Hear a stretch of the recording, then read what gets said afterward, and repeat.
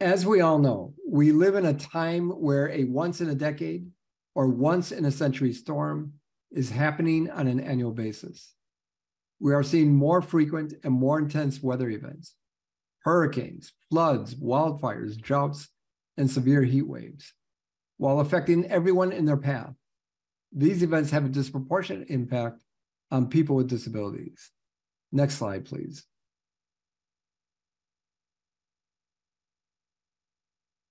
On this slide, there's a montage of photographs, including a photograph of a hospital, of groceries, of a person receiving assistance out of a vehicle onto a manual wheelchair, of a sign that states tornado shelter with an arrow pointing to the direction with dark storm clouds behind, and of a female counselor with paper and pen in hand, seated on a couch, listening to a person in a manual wheelchair. Why do we have these photographs? Because extreme weather events can disrupt healthcare services, making it difficult for people with disabilities to access the medical care and medications they need. Power outages, road closures, and flooding can also make it difficult for medical professionals and emergency responders to reach patients in need. People with disabilities may face additional challenges in accessing food, water, and other necessities during and after extreme weather events. Extreme weather events can disrupt transportation services, making it difficult for people with disabilities to seek shelter, obtain medical care, and access relief supplies. People with disabilities may face additional challenges in preparing and evacuating from extreme weather events. Communication barriers may also make it difficult for people who are deaf or hard of hearing to receive emergency alerts and information. Evacuation shelters may not be equipped with sensory-friendly rooms or know how to help individuals with intellectual and developmental disabilities regulate their sensory input and manage stress and anxiety. Extreme weather events can have a significant impact on mental health, particularly for people with disabilities who may already face social isolation and other challenges. The stress and anxiety of dealing with a natural disaster can exacerbate mental health conditions and lead to new mental health challenges. Next slide, please.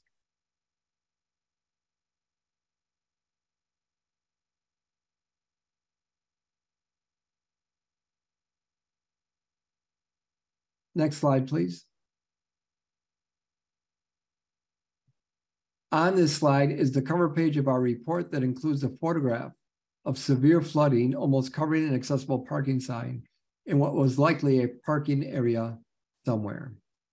In this report, the National Council on Disability examined how extreme weather events and environmental hazards have adversely and disproportionately impacted people with disabilities in the United States and in its territories over the past 20 years. The report focuses on compliance with applicable federal laws, examines applicable federal programs and policies in their implementation in healthcare, housing, education, and emergency management, and offers findings and recommendations to bring about policy and system change. Next slide, please.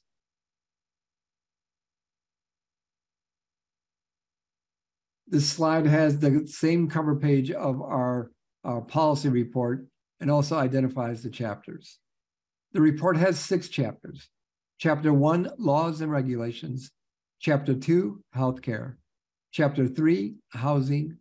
Chapter 4, Employment. Chapter 5, Education. And Chapter 6, Emergency Management. Next slide, please. Chapter 1, Laws and Regulations, some of our findings. State and local governments and tribes and territorial governments and their contractors are legally required to comply with Title II of the Americans with Disabilities Act in the provision of emergency and disaster-related programs, services, and activities, and also with Section 504 of the Rehabilitation Act of 1973. However, there are many that do not, even though those rules and regulations clearly state that programs and services funded with federal dollars must be compliant with federal disability rights laws.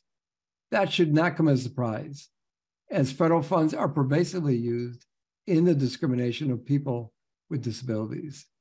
And this is an ongoing concern.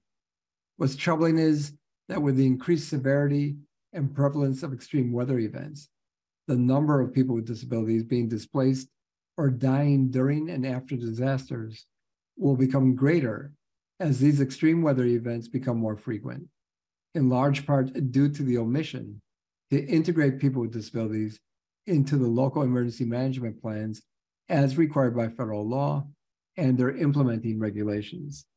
Next slide, please. To address those findings, among other recommendations, the National Council on Disability recommends Congress should appropriate funds and require the Department of Justice, in collaboration with other federal agencies, to increase monitoring and enforcement of federal disability rights laws. FEMA should provide guidance to state and local governments and tribes and territorial governments on the legal requirements for functional needs support services for general population shelters and the potential loss of shelter reimbursement funds and the risk of lawsuits should they not provide accessible sheltering. Next slide, please. Chapter 2, Healthcare. Some of our findings include that extreme weather events are increasing in frequency, severity, and cost. The increase in extreme weather events is resulting in significant social and economic costs to people with disabilities, their families, and their communities. Contemporaneously, there's an extreme shortage of healthcare providers. The percentage of people with disabilities is increasing in the United States, partly due to an aging population and the impacts of long COVID.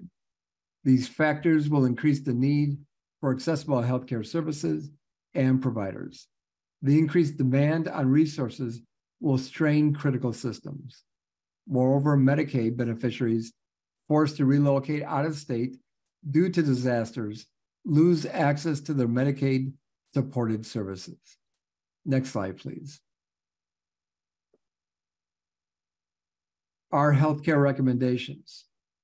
To address those findings, the National Council on Disability recommends that Congress should pass legislation to address the shortage of primary care doctors and other healthcare providers, and include inclusive recruitment for a diverse healthcare workforce, loan forgiveness that encourages healthcare providers to work with underserved populations, and other innovative targeted incentive measures. In addition, Congress should appropriate funds to FEMA for the express purpose of advising state and local governments and tribes and territorial governments, emergency management agencies, and state health departments to conduct reviews and update their emergency management plans and guidance to prepare for an increase of people with disabilities. The plan should be data-driven, inclusive, and compliant with disability rights laws to ensure equal access. Further, Congress should pass the Disaster Relief Medicaid Act, which would ensure that individuals eligible for Medicaid who are forced to relocate due to a disaster are able to continue and access their Medicaid-supported services. Next slide, please. Housing, Chapter 3.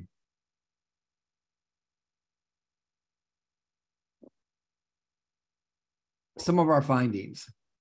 The current housing shortage, low vacancy rates, high prices, limited availability of accessible units, increased extreme weather events that damage and destroy existing housing stock, the data that shows that people with disabilities are more likely to live in poverty and in low-income areas, which often include flood zones that are disparately impacted by extreme weather events, are all factors that exacerbate the ability of people with disabilities to secure affordable, accessible housing after a disaster, which invariably leads to institutionalization.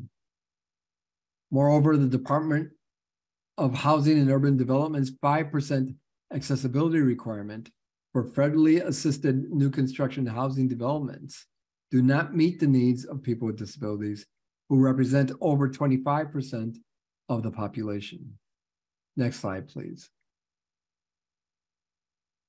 To address those findings, among other recommendations, the National Council on Disability will advise Congress to pass legislation to spur affordable housing production and measures to preserve existing homes so people with disabilities can return to their homes post an extreme weather event, as outlined in the White House actions to ease the burden of housing costs. Doing so would expand and improve existing forms of federal financing for affordable multifamily development and allocate a percentage of the housing development units to be accessible for people with disabilities.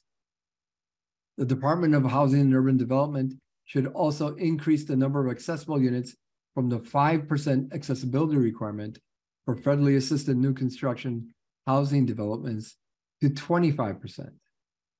This would approximately represent the percentage of people with disabilities in the United States. Next slide, please. Chapter 4, Employment, our findings. One of our findings. Employees with disabilities are displaced at a disproportionate rate compared to people without disabilities, independent of extreme weather events. The employment rate of people with disabilities is 19.1% compared to 63% of people without disabilities. After an extreme weather event, unemployment rates for employees with disabilities are impacted at a higher percentage than those without disabilities. NCD has heard from disability stakeholders about employment loss after extreme weather events, and yet there is limited public research and data about how disasters impact job rates for people with disabilities. Thus, the true scope of the impact is not well known. Next slide, please. To address that finding, the Department of Labor, Bureau of Labor Statistics, should collaborate with the National Institute on Disability, Independent Living, and Rehabilitation Research to commission a study on how individual disasters impact people with disabilities in terms of employment and the economic impacts. Next slide, please. Chapter 5, Education, our findings. Among other findings, students with disabilities are left behind when school districts fail to integrate them into their emergency management plans and policies. Lack of planning results in longer delays for students with disabilities to return to receive necessary educational supports and services. Estimates indicate that 12% of displaced students have disabilities, and when schools rebuild and reopen, they tend to prioritize actions that will help the greatest number of students and staff return to learning, which means that students who have more specialized needs tend to be left behind. Next slide, please. Chapter 5, Education Recommendations. To address these findings, among other recommendations, Congress should require the Department of Education to conduct a study assessing the impact of extreme weather events on students with and without disabilities. The study should assess the physical, psychological, and mental health impacts of extreme weather events, the impact on academic achievement, and utilize collected data to inform school districts on inclusive disaster management planning. Next slide, please. Chapter 6, Emergency Management. Among other findings, people with disabilities face a unique set of barriers during disasters, yet emergency management agencies consistently fail to account for those barriers and fail to coordinate with disability organizations and community-based organizations that represent them. That's particularly true in tribal nations. There are over 700 tribal nations in the United States, and according to the Bureau of Indian Affairs, the majority of them do not have an emergency management plan. And those that don't don't have a plan, tend to not incorporate the needs of people with disabilities. In addition, state, local, tribal, and territorial governments face transportation resource gaps for emergency evacuations. The need for accessible transportation during disaster response and evacuation often surpasses the resources of the local community. Next slide, please.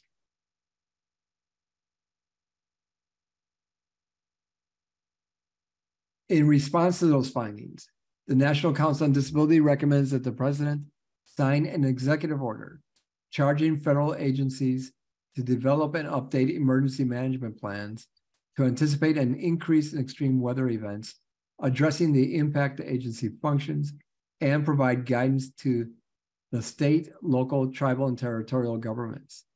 The executive order should specifically address how each agency will integrate people with disabilities into the emergency management plans to ensure services for people with disabilities are available before, during, and after disasters.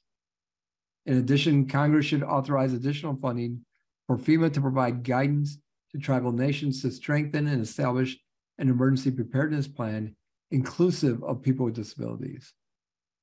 And to mitigate the transportation issues, NCD recommends that all state, local, tribal, and territorial governments incorporate provisions for accessible transportation in their emergency operation plans.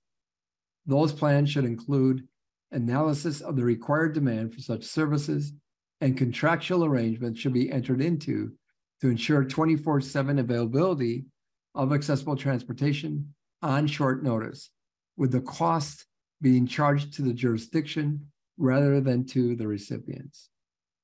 And those are just some of the findings and recommendations contained in our report.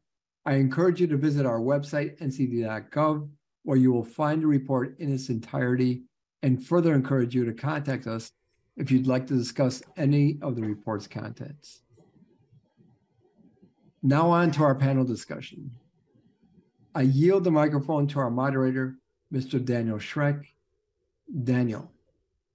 Thank you, Mr. Chairman. It's great to be back with all of you, if only momentarily.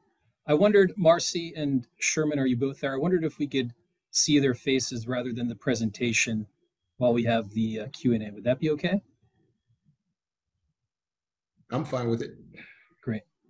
This is Marcie. I'm on. Good. It's good to be with both of you. So let's start, as the slides say, with extreme heat. So according to the National Weather Service, extreme heat is the leading weather-related killer in the U.S., and it can be particularly acute amongst those with disabilities. Now, one of the report's recommendations is directed towards FEMA. This is for you, Sherman, specifically providing access to cooling stations or portable AC units for at-risk populations, depending on individual conditions and abilities. Now, that's pretty easy to say, and it's hard to do. So, Sherman, in particular, what have state and local governments voiced on this issue, and is it a concern for them? I guess it's worth putting out the disclaimer that I'm a person who lives with a disability. I suffered a spinal cord injury after serving in the Marine Corps for 12 years. And you learn a lot of things in those beginning days. And the first thing you learn is that you've got a different body that doesn't adapt well to extreme temperatures. You can't thermoregulate or sweat like you would without the injury. This also is the case when people take certain medications, or somebody with dementia or has organic brain damage. Sweating is an issue, or adjusting to cold weather is an issue. So it's one of the first things I think about when I heard about the path of the storm to Puerto Rico last year. And I recall Hurricane Maria, where hot weather was a big issue for people in nursing homes and in places where there was a blackout. The generators didn't work. They couldn't get cooled off. And that became the danger. It wasn't the disaster itself. It was the infrastructure that preceded the danger that then conspired with the disaster to create the conditions for increased vulnerability. And what I try to implore to states is that these problems pre-exist a disaster. You have to address them right now. I'm going back to Florida and going back to Puerto Rico this month and next month to talk specifically about what has been done since the last storm? What have you done differently? And it's an education process. I don't know if it's because of turnover or if it's just, people forget, but we do have to constantly remind states and localities that these are not dangers that sneak up on us. We know they're going to happen. The council president just laid out all the dangers, all the things that happen time after time. And so we take the tack that we're going to have to be repetitive in this messaging. We can't wait for the disaster to hit to deal with it. And it all starts with looking at their state plans and local plans to see if they've had anybody at the table. And if they were at the table, did they have a voice? So it's, I hate to say it, but it's almost like Groundhog's Day in many cases, because we just have to keep pounding that message until folks get it on their own. Sherman, then in your mind, practically, as you kind of triage the situation beforehand, and then as the emergency actually unfolds, you have to do it in real time with real people.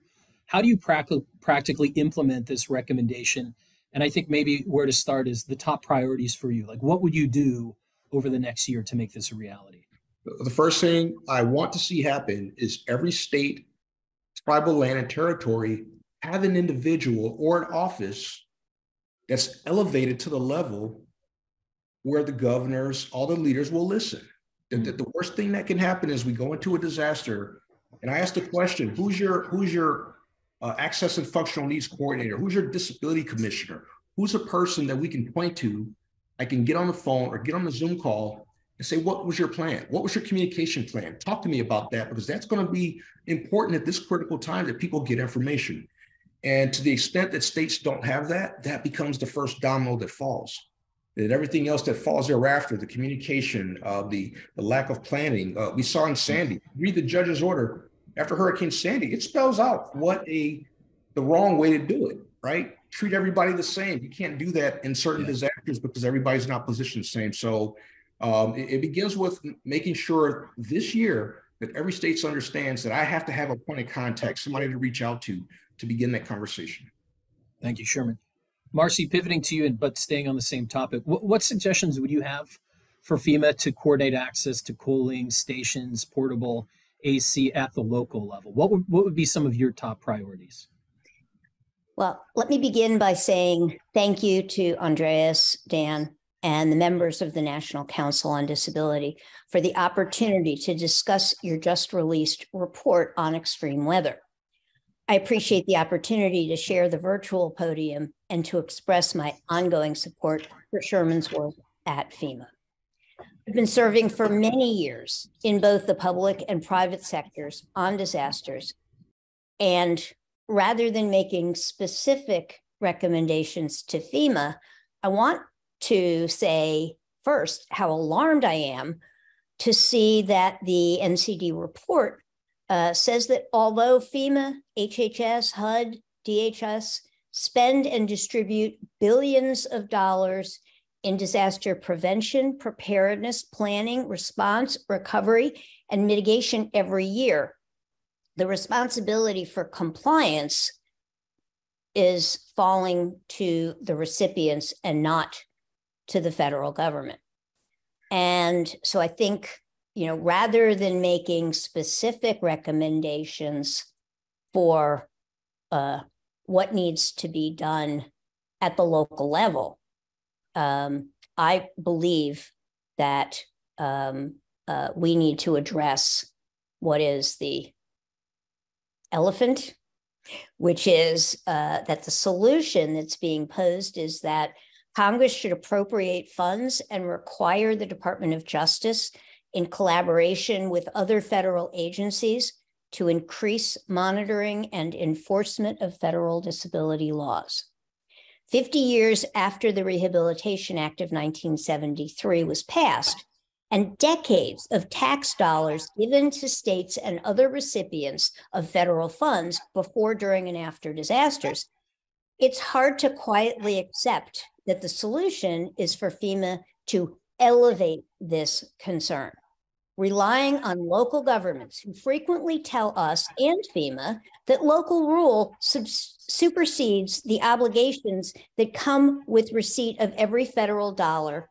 And this continues to result in horrific outcomes for disabled people, especially people who are multiply marginalized BIPOC. FEMA and the rest of the federal government need to stop suggesting that compliance is up to states and locals. If there are unclear enforcement obligations, these need to be immediately clarified. Disability civil rights laws are not optional. As far as promising practices are concerned, I see small pockets, primarily for older adults, not people with disabilities of all ages. And what I'm seeing is distribution of fans, primarily, including battery operated fans, not air conditioners, not other real solutions. And so I think we have some really serious work to do right away, and that it needs to be much bigger than providing more information to locals when they have already continuously failed to act on their obligations without consequence. Marcie, I think that's a really nice segue to kind of shift into compliance with laws and regulations. You know, laws and regulations exist for a reason, and specifically in this context, whether it's heat or a hurricane or even an earthquake, whatever the case may be, if you have a disability, you know, you have to plan before, during, or after, or injury can happen, involuntary institutionalization, or death, unfortunately. So let's pick up the same vein. Sherman, let's talk with kind of what Marcie broached a little bit. What is FEMA's role to ensure that federal funds provided by FEMA are used in compliance with disability rights law? And maybe part B of that, so I don't have to interject again, is what kind of oversights and enforcement actions can you take to make sure that the money hits the ground and is used in a prudent way? Well, the first thing you do is you listen to people like Marcie, who has seen this problem and has turned it over in all of its dimensions, and appreciate the frustration first and admit there's a problem. And there is a problem. I got here 9 months ago. I came to FEMA in August of last year. And I had to get spun up really quickly on what the nature of the oversight process was at that time. And I did hear a lot of, well, the states and localities, but it is a federal law, and every agency has a responsibility under federal law to ensure that they're not contributing to further inequity. If anything else, that you're not making it worse. And one of the challenges posed to me was, how do we ensure that when these projects that are federally funded are for repair of infrastructure that wasn't accessible in the first place, right? Like, how do we solve the problem that predates the disaster? And we do that. Number one, we have tools. The one thing that I hope to do more is to be a technical assistant to those project managers and those folks who are spending this money, making ourselves available. And we've done that by adding an alert to the grants manager system, which allows us to see when projects are loaded into the system. And the first thing we ask is, do you understand your responsibility under ADA and the Rehab Act, right? And if the project manager or the project itself is opened to receiving information, then we're there to offer that. It's really hard because there's so many. And I think Marcie would agree that can't be the excuse, right? It's a lot of work, but we've got to find a way to scale the ability to do that. So we monitor that way, at least initially. But the other part of the problem is the enforcement itself. You have states that broker deals or agreements, and one of the standards in the agreement ought to read compliance with federal law. And if it doesn't, and the state is asking for reimbursement, for example, there ought to be mechanisms in place. I think what I'm learning, though, is that a lot of this is tied to civil rights litigation. A lot of it is tied to aspects that trigger the violation. The violation itself may be apparent, but what are the means? And this is where, again, I have to listen to stakeholders like Marcie and others. What are the means of getting to the problem of announcing the violation without somebody having to sue the government first?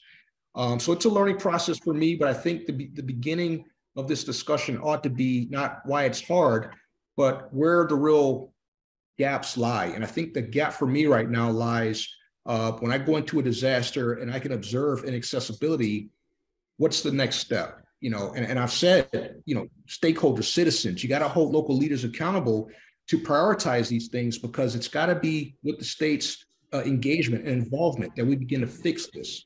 right? And I'm sure Marcie's got a better answer, but I'm at that point trying to figure out how do we scale our oversight beyond what we've been able to do thus far. Marcie, what do you think? Well, if as the report suggests, it's going to take an act of Congress to ensure compliance with federal civil rights laws are monitored and enforced, then FEMA, DHS, HHS, HUD, and DOJ need to fund the work of disability-led organizations to do what the federal government won't or can't. I don't believe there's been much accountability.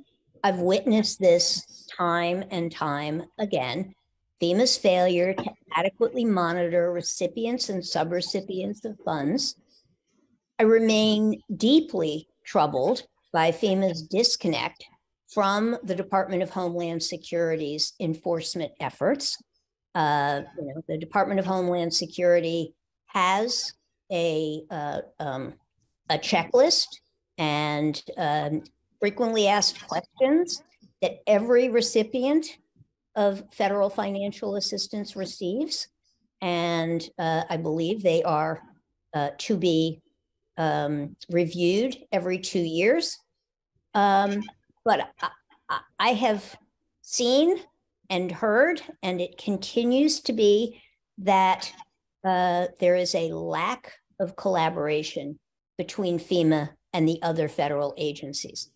I'm hoping that Sherman may have a positive influence on the collaboration between FEMA and the other agencies charged with improving disaster outcomes for people with disabilities and communities. And let me just reinforce that this is not just about individuals with disabilities.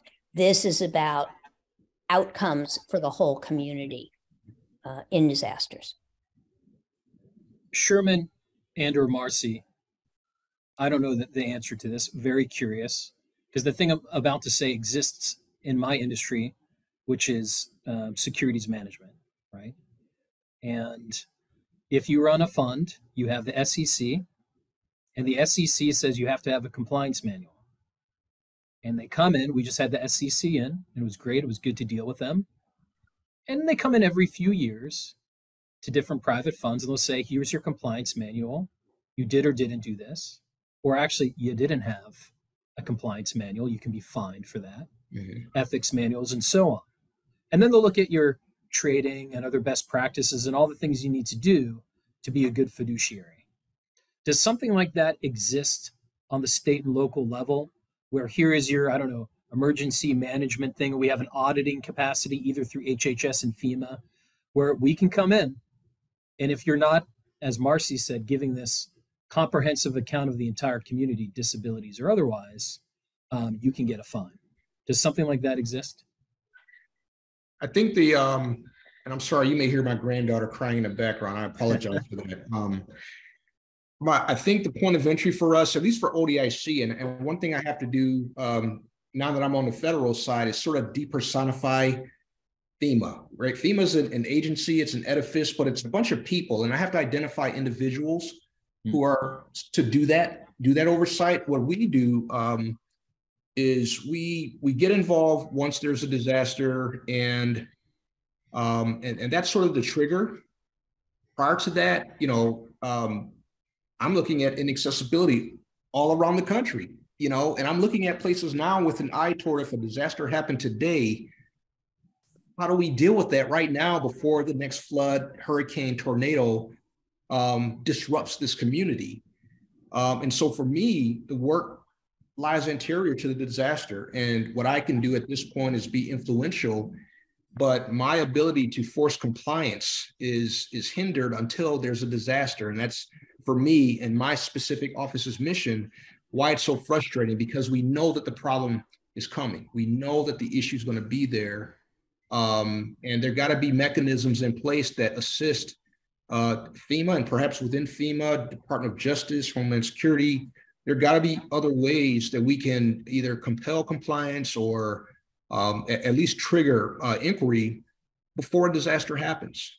right? Because at that point, there's not a whole lot I can do until, there's an ask for reimbursement, for example, or if there's an issue where there's a violation, maybe we can bring in civil rights and see if there's a fine or some other measure that can be taken. But it's very reactive, and I don't like being reactive. So my quest here is to figure out during blue skies, before there's a disaster, what kind of conversations we need to have with those who are in positions to fix the issues. And if they're not willing to do that, what other measures can we take to compel compliance? Thank you, Sherman. Marcie, do you think there's any kind of elegant solution that could give someone like Sherman the tools to audit and make municipalities or states comply in kind of the basic levels of emergency management before, during, and after? After is pretty hard, right? Because you're just trying to make things work. Sherman and I were in Fort Myers together. It's a tough situation. People are doing the best they can. Marcie, do you think there's any kind of elegant solution that could give the federal government more tools for some of the concerns you were voicing? There are many, I'll use the word portals, into getting federal disaster funding. There are funds for prevention, preparedness, response, recovery, mitigation, resilience. I could go on. Mm-hmm. Each of these carries the obligations to comply with federal law, and not all of these are after the fact funds. Mm-hmm. Several $billions go out to the states every year for pre-disaster preparedness. And those are huge opportunities to comply with the law. Few states are using those funds very well. Most states are not investing at all in physical accessibility, program accessibility, effective communication access. And unfortunately, whether it's in providing grants or in providing closeout funding after a disaster, or reimbursement for funds that have been expended that are eligible for reimbursement, while there are very clear obligations, there is absolutely no investment in making sure that those tax dollars are being spent in compliance. We have all sorts of guides from the U.S. Access Board. We have all sorts of information from NCD, the Department of Justice, all sorts of information for state and local governments, the opportunities to seek technical assistance when a local community thinks they may have a violation that they would like to fix before somebody sues them. And time and again, what we are told is, well, if somebody who's in the middle of a disaster and can't get the alerts and warnings information in a format that they can then proactively take personal protective measures, if they can't evacuate a building, or they can't get the accessible transportation to get to safety, or they can't enter an inaccessible shelter, or they can't get the support they need in temporary housing, and I could go on and on. What we're told is, well, they need to file a complaint. Well, these are not folks, as they're fleeing, who are in a position to file a complaint. And for those of us who time and again can predict when that's going to be a failure and when people are going to be hurt, when people may even die, hundreds of thousands of them during the earlier days of COVID, which are not over. There are all sorts of things that we know are going to go wrong, and yet it requires a formal complaint in order for action to be taken. This is unacceptable, and we have got to stop giving funds. We need to stop reimbursing. We need to demonstrate that very clearly all federal obligations under the Rehab Act and the other laws and regulations, that there are consequences in not making the effort to comply. And it's not that the states don't have money to do this. The money that they get comes with the obligation. And if they're not clear, and I know there's been lots of training delivered because I've delivered that training many times. If they're not clear about what their obligations are, then they need to ask for help, because they've been told again and again and again for years. So this should not be a surprise. The issue is that they are not being held accountable. There's no consequences for failing to provide equal access. And too many carrots, not enough sticks.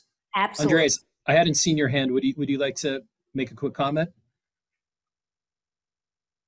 This is Andres. Dan, thank you for that, and Marcie and Sherman. Foremost, thank you for all that you do in addressing the accessibility issues for disaster preparedness before, during, and after. Marcie, you've been at this for a long time, and Sherman, what raises concern for me is the notion that this is Groundhog Day. And it is, right? And the sad reality is that it is. Dan, you had mentioned that in your world, there's compliance requirements.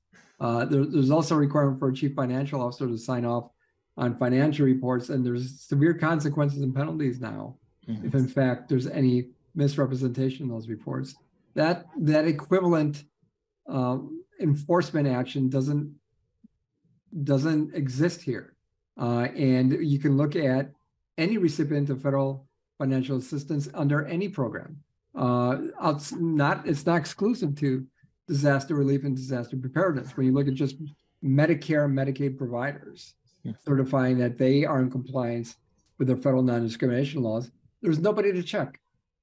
The state doesn't conduct a survey to determine that.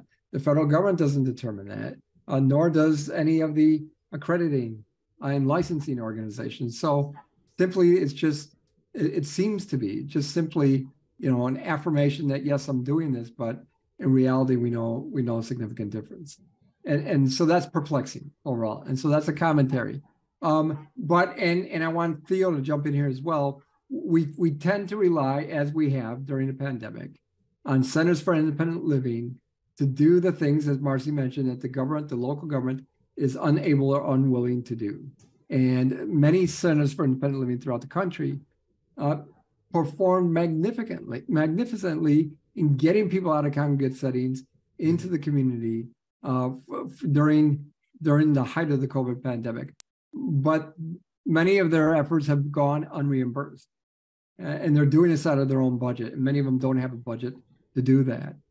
When you look at the experience in Puerto Rico, and the individuals there have taken up the cause of doing what the local government couldn't do there for people with disabilities during the hurricanes.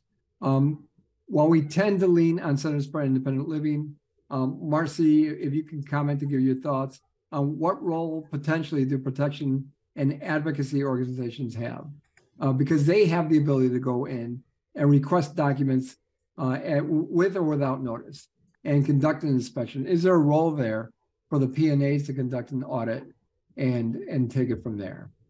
Your thoughts? Yeah, of course, there's a role for the P&As, and I think there are a small number of P&As who have taken this responsibility very seriously.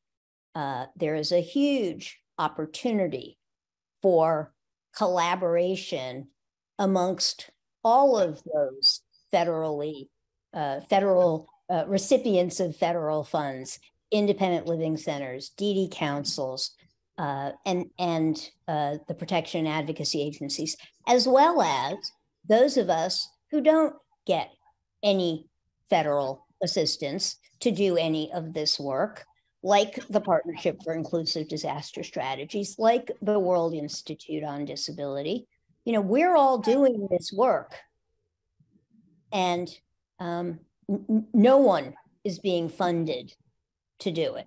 So if these billions of dollars are not enough for the federal government to have the resources to enforce their obligations, then maybe those funds should be redirected to the folks who know how to do a whole lot more for a whole lot less.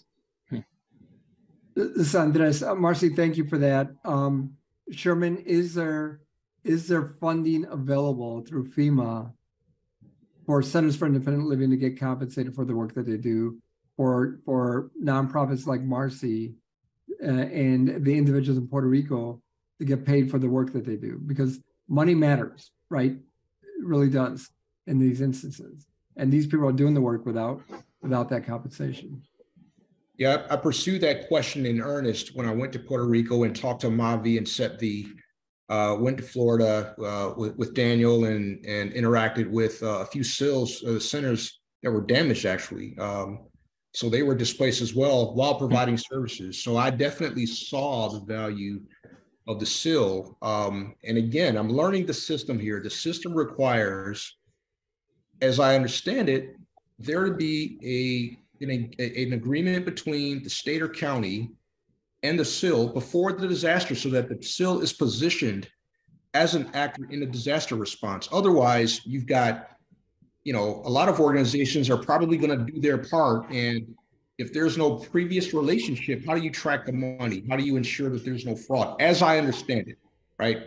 So if there's a way for, I'm talking to the Administration for Community Living about this, about how do we pre-position SILs so that they're either direct recipients, or if they're sub-recipients, they have the toolkit they need to put those agreements in place before a disaster. Marcie knows about the SIL in Pennsylvania, who has successfully done this because that SIL happens to be licensed to deliver certain health services.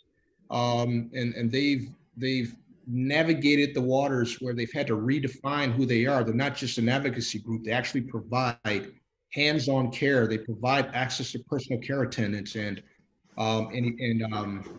transportation and all those things. And they've been competent. They've been reimbursed. I don't know if compensation is the right word, but they've been reimbursed for some activities and not others. So it's kind of an inconsistent system. And there are a lot of SILs that have various levels of competency in that area. So what I'm asking ACL to do is to help me understand what the model SIL looks like, that we can expect to step in and do that work reliably. Because once we go down that road and those SILs are on the hook, they've got to do it. There can't be any variance, any expectation because a SIL is small or larger. If they're part of that response to that apparatus, then they've got to be able to do that. And you've got various levels of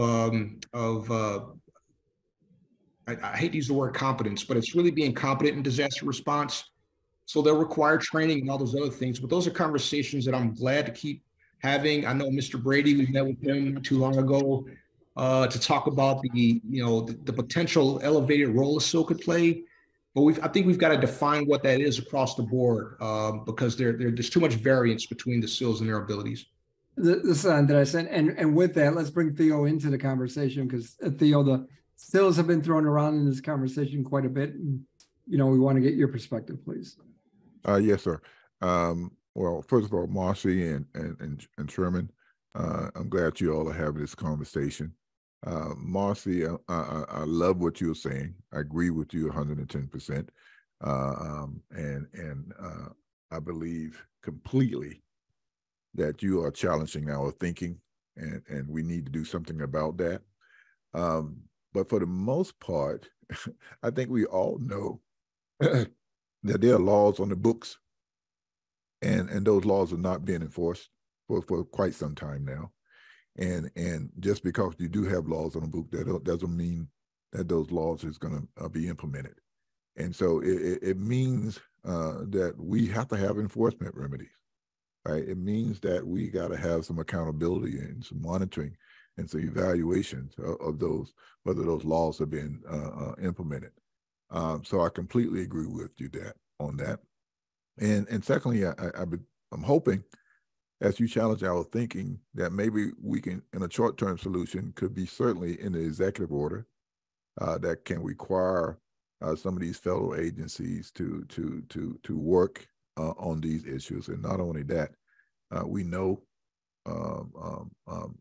all of this stuff is tied to money, right? And if we can do something to ensure that these federal agencies who get these money, these states and local agencies who get these federal monies are then held accountable through something that is written in the executive order, I think that would be a short-term solution. And I think maybe we can, Andre, maybe we can push that in some sort of an effort to get the executive order done. On the long term, I think it's going to be some federal changes need to be done. I salute Sherman in regard to what he's already doing with centers and trying to do with centers. I appreciate that, but I think more can be done. Yes, there are some centers out there that can do this and can do it quite well, and there's others that would need training. But we got to start somewhere, right? And we got a network of centers for independent living that is controlled and run by people with all types of disabilities, but yet that network of centers are not being used to the point they can be used. Prior to a disaster, it's always an afterthought, and by that time, people are dying and displaced. So we can talk about this all we want to, right? But still, people are being dying, and people are being left out. So it's about time for us to start talking and put some actions in place. So let's begin by working on this executive order in the short term, but also recognizing that centers for independent living can play a major role in this, right? And I know ACL is trying to do some stuff, and I think with your help, Sherman, and as well as Marcie, that let's get down and figure this thing out and start using network of centers prior to disasters, and if training is needed, let's provide the training. But for the most part, I think money is required. Yeah. Can I quickly mention, I'll be heading down to Lee County, which took the brunt of Hurricane Ian, with Jill Jacobs from ACL, where we're going to meet and engage the CILs that provided those services and find out exactly what happened when they were offering support, but not put in a position to get reimbursed while providing that support. And that'll happen on May 31st. So I'll be down there in that county to ask that very question. What should be different the next time something hits? And that'll be along with ACL and the CILs down there. Yeah. Let's begin that work. Yep. Right? We got a network of centers all across the nation. And some can do it well and some need training. But let's make that happen. Andres, maybe another 10 minutes and then open the floor to the members. Would that be okay? Yes, sir. Okay.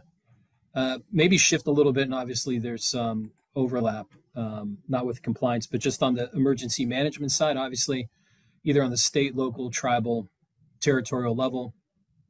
Sometimes persons with disabilities are left out of the planning process altogether or just out of the plan. We talked about that kind of checklist or that playbook to make sure that we're taking care of preparation before the disaster hits. And so as a result of that unfortunate state of affairs in the United States, NCD and the report here recommends that Congress appropriate funds to FEMA in order to advise state and local health departments, emergency management agencies to conduct reviews and update emergency management plans based on this gap that we just spoke about. So leaving the compliance aside, which I think was an incredible and fulsome conversation, Sherman, what can FEMA, I mean, I presume already has guidance available to state and local governments. Is there some kind of disconnect? Why are certain constituencies being left out of the planning? Every disaster is differentiated not by the disaster itself, but the attitude before that. You have places like Colorado, California, and even Mississippi recently with the tornadoes. I was pleasantly surprised to see that they've prioritized it to a point where they have plans in place. And then there are other times. I went to East Palestine after the train derailment, and there's nothing.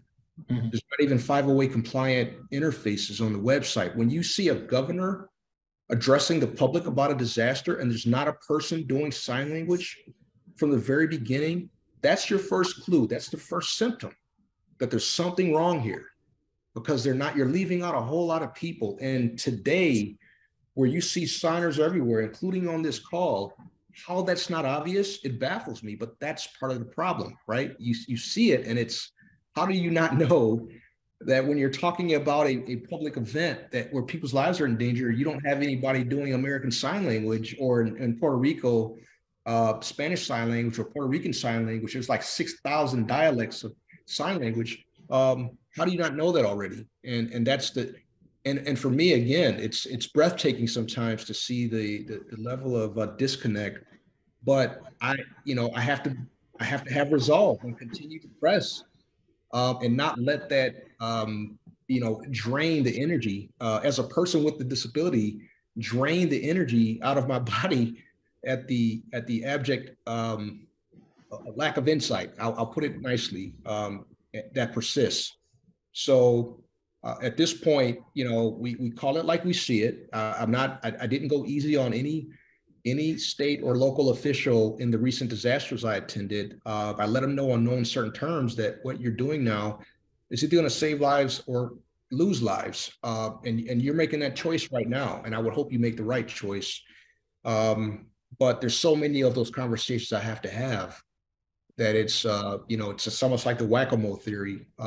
But it has to be raised to a broader level. That's why this conversation here, when things are quiet and skies are blue, we have to talk about it in real blunt ways, like we're trying to do here, so that it resonates. And then we're going to have to do it again and then again, because the one or two conversations won't be adequate. But I'm here for it.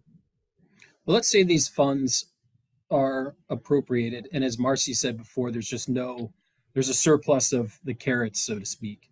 Mm-hmm. How could FEMA practically spend that to get that end that you want? Is it coordinating more with local disability organizations and community-based organizations, or is it speaking with, in this case, the state of Ohio and all the various agencies that have to interface with that town of East Palestine? Where's the locus of where you can best allocate that capital? Well, I think it begins with the one thing that Marcie and I both had to do, and assume the role as disability coordinator for the nation on this issue, and speak to my senior leadership, the administrator, which I do often, and she's she's often enlightened in many cases with some of the ways we've talked about extreme heat, for example. I'll be in Chicago next week, but I wanted to give her an idea of what I'll be talking about so that there's synchronicity. And I think the senior leaders that I work for appreciate that. So having them as a part of this discussion, they're not disability specialists, but they're certainly a big part of my ability to either use their platform to elevate the issues or get their support to do it myself. But that's holding myself accountable for that role as disability coordinator, as the director of the Office of Disability Integration, and saying that it needs to get done because I have to do it. And then from there, hope that translates and cascades down to the people that work either with me, for me, or alongside me. And I just have to continue to do that consistently. Now, Marcie, in your experience, you've worked both publicly and more privately here. Have you seen any local governments or otherwise that have integrated people with disabilities better? You can say, hey, maybe East Palestine, I don't know the exact situation, so just using that as a use case, maybe they didn't do the best job. Are there other locales that have done a better job with, soup to nuts planning, as you said before, integrating everyone in the community and really kind of a shining light instead of just managing things as they come along. Are there any examples there that you would highlight? Sure. I mean, there are local communities that are making progress. There are states that are making progress. But I can't tell you how many times I've been in meetings where folks have said either to me or within earshot of me, there's nothing that tells us that if we don't do this, that there's going to be a consequence. And, it's a disaster. We're making decisions and, we may or may not get to whatever the it is. Thank you for sharing. Thank you for bringing the law to our attention. But, we have more important things to do right now, which is, code for, there are other things that we're going to have consequences for, and we just don't see the consequences for this one. Marcie, who do you think is in the best place to, if these funds were to be allocated, right, to FEMA, and I'm sure they have to work with state agencies at that point, but let's say there's this imaginary amount of money and enforcement and whatever else you want. I'm sure there's like a natural structure to self-governance, SILs, community-based, just great people like yourself trying to do the right thing that are maybe thinking more about planning versus state agencies, and it's a complex business running a government, right? What's that right mix? Like, what does that look like in kind of a stylized community? Well, before we look at that local solution, I don't understand why FEMA, DHS, and DOJ aren't working very closely together. There was an extended period of time where they weren't even talking to each other. Now, I think for about the last maybe, part of the way through COVID, most of them have been meeting. I know FEMA was not at that table, although invited. FEMA was not at that table for an extended period of time. I'm hoping that FEMA is now at that table, but we can't look to local folks to, throw some spit and duct tape at the fact that the federal government isn't working together. Yeah. Maybe we can open up the floor now. I think that was a pretty good conversation. I learned a lot. To council members, if you have any questions, feel free to lob them at Marcie, Sherman, or otherwise. Andrew, can I say one thing? Yes, sir. I think one thing we are overlooking, and this is important in a disaster, is the location of people with disabilities. And I just want to remind people that Centers for Independent Living know where people with disabilities live. And it's important to know that during a time of emergency. And I don't know how you're going to get that from any other agency other than Centers for Independent Living. And if I could just piggyback on that, what we don't want are registries. Registries are a recipe for failure. Yes. There are local folks that serve people with disabilities on a daily basis, and we need to support them to be able to support their community in a disaster. Independent living centers, Meals on Wheels, personal assistance service providers, and home health agencies. There are many, many folks, the people who deliver oxygen, the people who deliver your medication and your durable medical equipment. They know where people are. Paratransit knows who you are, knows where you are because they just dropped you off. So there are plenty of folks in the community who could work together to develop a really fabulous response that would be meaningful and sustainable. Can I add another quick benefit of the SILs also that's really just a practical benefit. When there's a disaster, of course, there has to be a declaration, and sometimes that can take time. One of the things we've done, in addition to establishing a relationship with SILs, if there's a SIL in an area and we haven't been federally activated by a declaration, we can still have conversations about, how is the messaging getting out to the public? Are you confident that the people that are within the scope of your local mission, are they being reached? And if they're not, what are some ways we can help? We can put out messaging on social media, which we do a lot because people are still going on social media to look for information. But they become sort of an extension. I won't even say an extension because, again, we have to be federally declared to go in, but there's nothing that bars us from averting threats or lessening or diminishing threats through effective communication. So SILs are a great partner in that because, again, they know the local community better than we would. They know, and whether they have a registry or not, they have their way of reaching out to people, getting to people, or, for example, in Alabama and Mississippi, when we send out disaster survivor assistance teams, where are those people located? When you canvass the neighborhoods, where should they be looking and things like that? So one of the shifts that I made coming in as director was we don't wait for a declaration to begin the work of profiling the threat, assessing the risk to the population that we've identified in the data, and begin to take affirmative actions toward mitigating the harm to them. If that means getting them in the registration system earlier, well, we'll let the DSATs know you've got a sizable disabled community or an older community, as Marcie points out, that needs to be accessed where they are. They're not going to come to a DRC as quickly as we would like them to. So we're going to watch the IA registration numbers to see how many people are registering that identify as disabled as an indication that we're doing something right. And those SILs are instrumental in that process. And that's exactly why if we can model sort of expectations of these SILs and they can, and they're equipped to do that, we've got yet another asset that we can use in that space where a disaster hasn't been declared yet.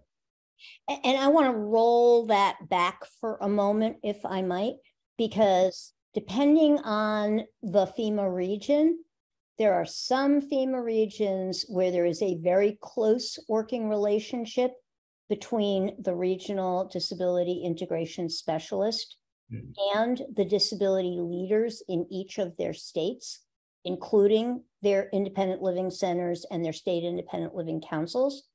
Unfortunately, in a number of FEMA regions, the disability integration specialists are not allowed to work with their local community leaders. That's got to stop. We had a GAO report in 2017 that made some very strong recommendations. Frankly, I think things are worse than ever. Well, I'll push back a little bit on that. We recently closed that GAO recommendation that had been open since 17, as well as the ones that were open in 19. That doesn't fix everything, but one of my earliest priorities was to address that. And well, we've addressed it. We met with the congressional staff, we met with GAO, and right now they're closed. So there are no open recommendations at this point, but that's the beginning of the conversation, not the end of it. But I did want to address the lack of standardization, the lack of consistency in how they were being deployed. We got them together. We met with the region administrators, all 10 of them. I met with the senior executive staff, and we put together a blueprint for how we move away from procedure and look more at effectiveness, right? We were checking boxes. This is what we're doing in action, but what was the impact? So our emphasis on measures of effectiveness filled the void that was identified in that recommendation. And case in point, just yesterday, one of your regions hosted an event, and independent living centers and disability organizations were not invited. So I hear you that the GAO report is closed, but all that means is the GAO report is closed. That does not mean that anything has changed. Well, the Disability Summit was for state and local emergency managers. I know the partnership was there. I saw them, they presented there, but it wasn't open to the public because in some venues, you have to speak to the states, localities, the people that are public servants and hold them accountable. And I can't speak to why it was limited, except I did present there yesterday. I did see the partnership there. I did see them on the agenda to present.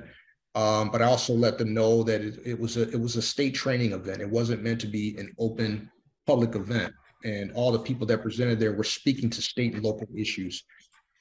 I'm not giving any excuses. I'm just telling you that sounds like an excuse. Sorry. Yeah, it probably does. And if I were in your shoes, I'd probably feel the same way. But I was at the event yesterday, and my take on it was meant for state and local emergency managers to speak to each other about the issues. I did present on disability integration. I did talk about it. There are a lot of disability governmental agencies there speaking about it. So I got educated on a few things myself, but I was aware that that there was some heartache about that, and I understand it. Sure. This is Andrés, Sherman, and Marcie. With the 3 minutes that we have left, let me see if any of the council members have direct questions for you. Council members, any questions?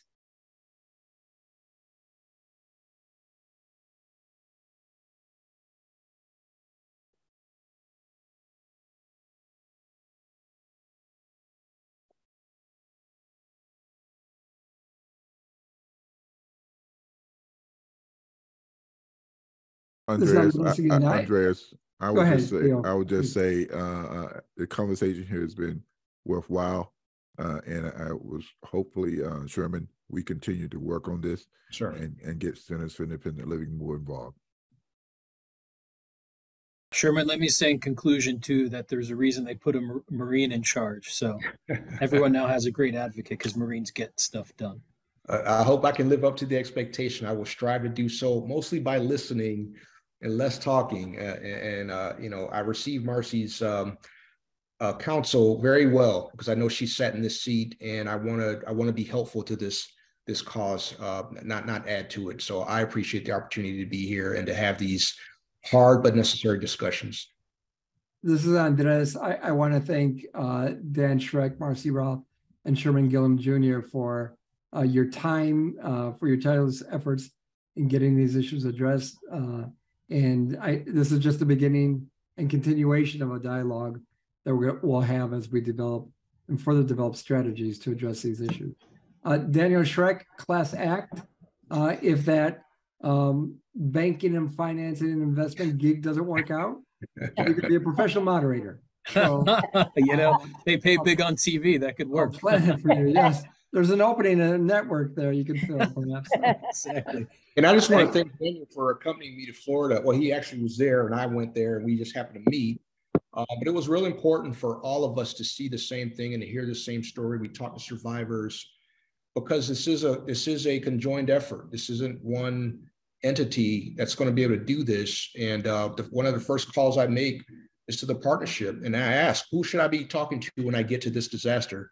So I want to make sure I'm covering all the folks that are in the know. So I appreciate NCD's close engagement. Daniel, you being there side by side with us. Marcie, you always being available to keep us honest. I really do appreciate that. Hey, Sherman, you keep saying the partnership. Could you explain what that is? The Partnership for Inclusive Disaster Strategies.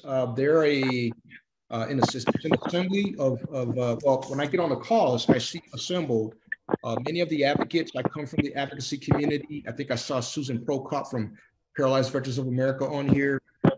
I was from that community for a long time, and so that group is near and dear to me.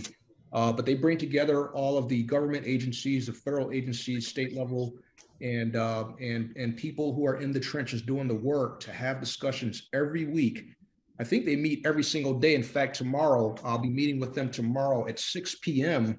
To talk through some of what I talked about today. So we'll be doing a special briefing tomorrow at 6 p.m.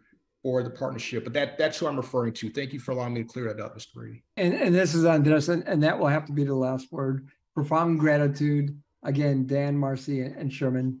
Thank you. We're going to take a break now and come back at 2:25 p.m. Eastern. Thank you, everybody. Thanks, everyone.